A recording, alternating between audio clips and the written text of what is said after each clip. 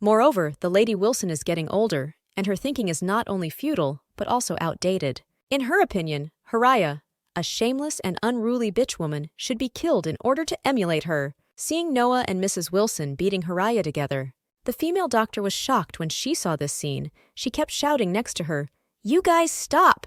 If you don't stop, I will call the police." Seeing that the two of them remained unmoved and continued to beat Haraya, the female doctor could only turn her head to look at Wendy and Harold on the side and blurt out, "You two are in charge. You can't watch your mother get beaten." The two of them have been watching with cold eyes and even a little bit of anger in their eyes. Under normal circumstances, it is certainly impossible to watch mother get beaten. Even if there is a conflict in the family, the two must come forward to reconcile as children. But this time, the situation is too special. Their mother stayed outside for so long, and when she came back, she was pregnant with someone else's child. They also felt very embarrassed about this kind of thing. Today's children are mostly selfish, and in most cases only care about themselves. It is often reported on TV that some older parents are pregnant and want to give birth to their children, but they have children of older age, but they do not agree with them alive and dead. Wendy and Harold are such selfish children. When Haraya made them feel embarrassed, they didn't care about Haraya's difficulties or what kind of torture she had endured.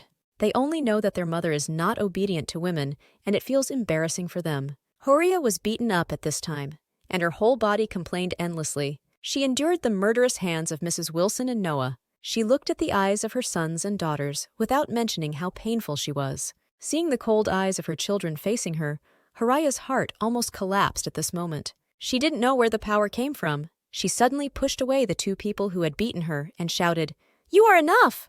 What if I sleep with someone? Do you think I want it? Isn't it by force? Am I not hurt?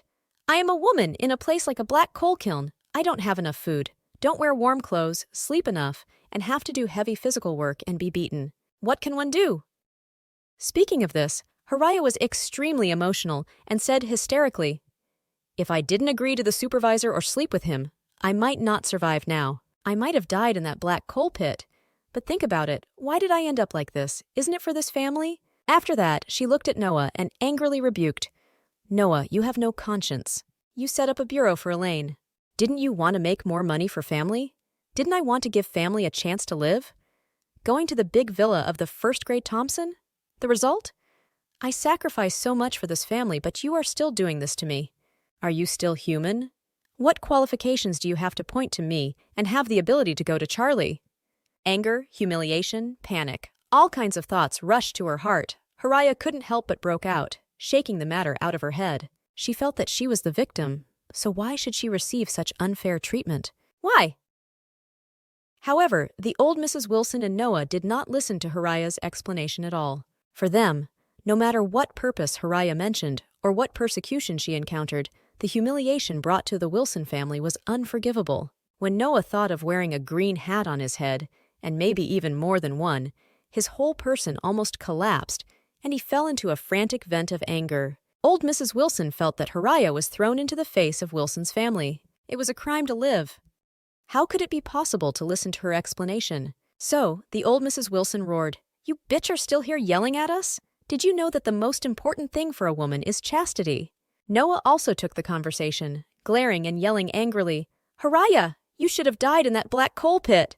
At least you could keep yourself away from such thing. You are pregnant with a wild species. How can you have a face to live? In this world?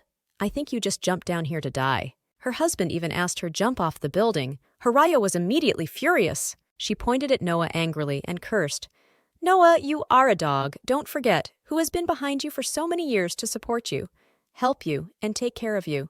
You are now because I betrayed in order to survive. How many times do you want me to die? Are you still a human?" Noah gritted his teeth and cursed, "Stop the damn nonsense! You should be thankful that this is not ancient times. Otherwise, I must kill you myself. Give me a cuckold, you are so brave." The old Mrs. Wilson looked at the painful look of her elder son, Noah. She was not angry. She slammed Haraya on the crutches and cursed, "Noah has never been so angry when he grew up. Blame you, bitch, look at your good deeds."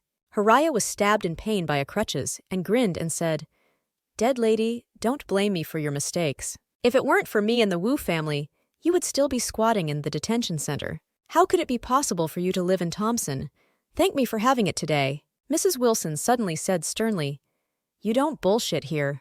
Mr. Regnar values our family's ability. What does it have to do with you, shameless woman? Even if you died in a black coal pit, Mr. Regnar would still find us and let us live in Thompson. Haria cursed. You are a dead old woman. Pick up a bowl to eat, put down your chopsticks, and scold your mother. You are talking about someone like you. You don't even have a sense of gratitude. No wonder the Wilson family will fall into this place today. To the point. With you, an old woman in charge, the Wilson family can only get worse and worse in the future.